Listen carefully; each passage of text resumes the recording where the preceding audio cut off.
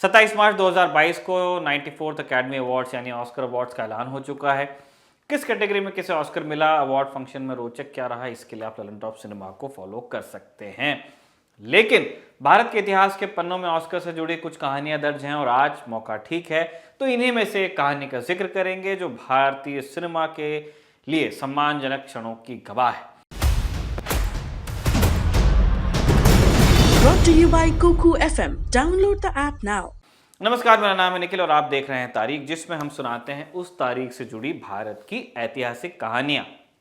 आज 30 मार्च का दिन है और आज की तारीख का संबंध है बांग्ला सिनेमा की उस अजीम शख्सियत और भारत के महान फिल्मकार से, जिसे न सिर्फ ऑस्कर मिला बल्कि अपने 40 साल के करियर में उसने जो लकीर खींची, भारतीय सिनेमा आज भी फकत उसे छू जाने की कोशिश में है। शुरुआत से पहले आपको बता दें कि दुनियादारी के इस एपिसोड के साझेदार हैं कुकू एफएम ऐप, जो लाए हैं ललन टॉप के दर्शकों के लिए खास ऑफर। कुकू एफएम ऐप का प्रीमियम सब्सक्रिप्शन चाहने वाले पहले 250 लोगों को मिलेगा 50% का डिस्काउंट। इसके लिए आपको इस्तेमाल करना है LT50 ये कोड। कुकू एफएम भारत में पॉडकास्टिंग के सबसे बड़े प्लेटफॉर्म्स में से एक है, जिस पर 1000 घंटे से भी ज़्यादा का कंटेंट मौजूद है। साथ ही इस ऐप पर आपको मिल जाएंगे जाने माने वर्ल्ड लीडर्स की जीवनियाँ, आत्मकथाएं, ढेरों उपन्यास और कई तरह की ऑडियो बुक्स भी। याद रखिए, LT50 ये कोड पहले 250 सब्सक्रिप्शंस पर ही उपलब्ध है। बाकी जानकारी के लिए आप डिस्क्रिप्शन में दिया लिंक देख सकते हैं। सिनेमा के शौकीन सोचते हैं कि वर्ल्ड सिनेमा कहाँ से देखना शुरू करें। उन्हें भारत के महान फिल्मकार सत्यजीत राय की फिल्मों से शुरुआत करनी चाहिए। Serious cinema, world cinema, art film, Italian French cinema, regional movies जैसे शब्द सुनकर घबराने से बचना है तो पहले राय की फिल्में देखिए। उनकी फिल्में न कभी पुरानी पड़ती हैं और न सिनेमाई तकनीक में तरक्की होने से उनका ओहदा घटता है।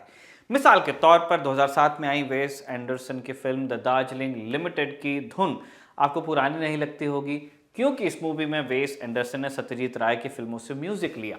ब्लैक एंड व्हाइट फिल्में देखने से घबराते हैं तो आपको राय की अपू ट्रायलॉजी देखनी चाहिए। आपका ये डर गायब हो जाएगा। जिन लोगों को ब्रिटिश सीरीज शर्लॉक होम्स बहुत शानदार लगी थी, खूब पसंद करते हैं, उन्हें रॉय की जॉय बाबा फेलुनाथ देखनी चाहिए। जिन्हें इतिहास के डरावनी घटनाओं पर बनी रूह कपा देने वाली भारतीय फिल्मों की कमी लगती है, उन्हें राय की अशनि संकेत देखनी चाहिए। बंगाल में साल 1943 का अकाल और भुखमरी आप खुद महसूस कर पाएंगे पर्दे पर। द गॉडफादर सीरीज और एपोकलिप्स नाउ जैसी बड़ी फिल्मों के director Francis Ford Coppola Satyajit राय के बड़े प्रशंसकों में से एक थे। उन्होंने कहा, हम भारतीय सिनेमा को राय की फिल्मों से ही जानते हैं। उनकी बेस्ट फिल्म देवी सिनेमा की दुनिया में एक मील का पत्थर थी। लेकिन एक वक्त ऐसा भी था जब बांग्ला सिनेमा के सत्यजीत राय और कलकत्ता फिल्म सोसाइटी के उनके साथियों के बारे में कहा जाता कि एक विनाशकारी यंगस्टर्स का ग्रुप है जो अपनी फिल्मों में बांग्ला फिल्मों की बुराई करता है। एक बार एक साथी के कमरे में सत्यजीत राय बैठे थे और कुछ चर्चा चल रही थी दोस्तों में।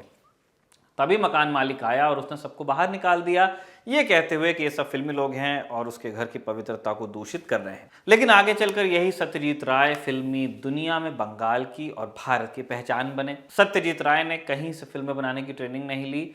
वो ये कहते थे कि उन्होंने अमेरिकी फिल्मों को देखकर ये कला सीखी। सत्यजीत हॉलीवुड फिल्में देखकर बता देते थे कि उसे किस स्टूडियो ने बनाया, कौन सी फिल्म MGM स्टूडियो की है, कौन सी पैरामाउंट की है और कौन सी वार्नर ब्रदर्स की। ये बताने के लिए सत्यजीत फिल्म के कुछ सीन देख लें, ये काफ़ी होता था। किस अमेरिकी डायरेक्टर की क्या खूबी है, ये सत्यजीत राय को पता होता था। कौन सा स्टूडियो अपनी फिल्म में किस खास फीचर के लिए जाना जाता है, ये भी सत्यजीत राय ने डिकोड किया था। फिल्म को सबसे खास पहचान उसका डायरेक्टर देता है, ये बात सत्यजीत राय जानते थे, इसीलिए वो डायरेक्टर बने। सत्यजीत अप्रैल 1950 में लंदन जाने के पहले तक एक एड कंपनी में काम करते थे। कंपनी ने ही उन्हें 6 महीने के लिए अपने लंदन वाले हेड ऑफिस भेजा था और इसी प्रवास के दौरान उन्होंने करीब 100 अंग्रेजी फिल्में देखी। वापस लौटे तो अपनी फिल्म पाथेर पांचाली का पहला ट्रीटमेंट लिख चुके थे। लंदन की इस यात्रा ने सत्यजीत राय और उनके जीवन को पूरी तरह बदल दिया। चैपलिन की तरह सत्यजीत राय भी अपनी फिल्म का पूरा कंट्रोल अपने हाथ में रखते थे। गांधी जैसी बड़ी और ऑस्कर विनिंग फिल्म बनाने वाले सर रिचर्ड अटेनबरो ने सत्यजीत रे की प्रसिद्ध फिल्म शतरंज का खिलाड़ी में काम किया था। सर रिचर्ड भी बाकी लोगों की तरह सत्यजीत राय को मानिकदा कहते थे।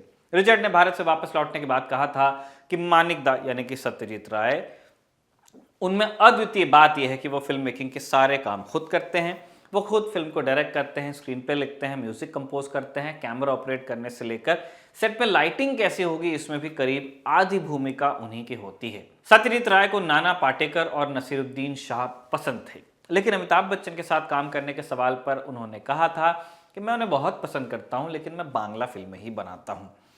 राय कहते थे कि मेरी जड़ें यहाँ बहुत गहराई में हैं, मुझे नहीं लगता कि मैं बाहर काम करके बहुत खुश रह पाऊंगा।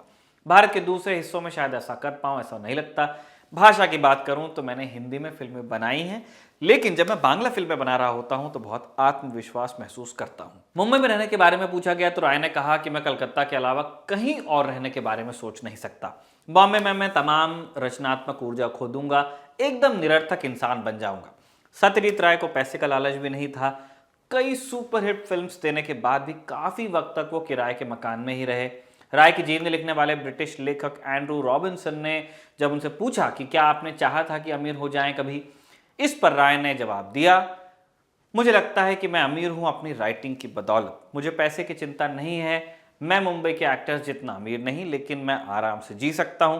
मुझे बस इतना ही चाहिए, मैं वो किताबें और रिकॉर्ड्स खरीद सकता हूं जो कि चाहता हूं। साल 1992 में सत्यजीत राय बीमार थे, कलकत्ता के एक अस्पताल में भर्ती थे। उन्हें बताया गया कि उन्हें लाइफ टाइम ऑस्कर दिया जा रहा है।